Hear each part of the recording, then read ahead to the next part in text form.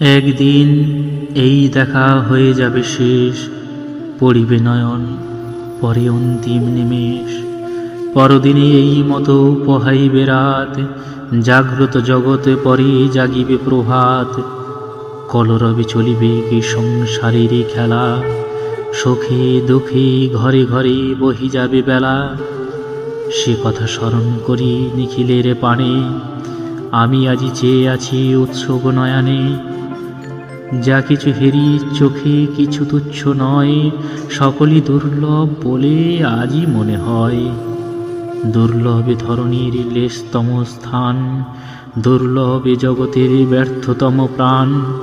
যা পাইনি তাও থাক, যা পেয়েছি তাও তুচ্ছ বলে যা পাইনি তাই মরি দাও।